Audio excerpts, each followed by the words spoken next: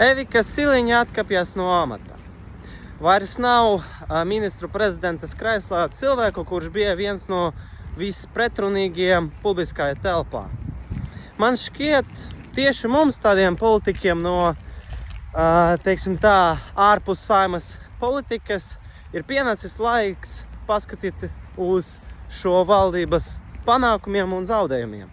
Protams, ja godīgi sakot, zaudējumus būs daudz un daudz vairāk, bet, teiksim tā, pienesis laiks to izanalizēt.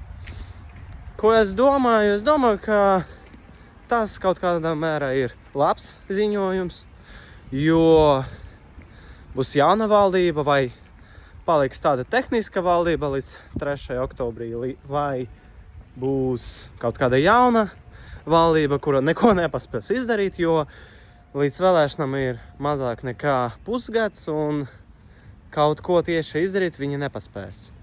Paskatīsim, kā būs, bet tieši tas jau ir labs ziņojums, ka kaut kādas pārmaiņas mūsu valstī būs. Labas vai sliktas.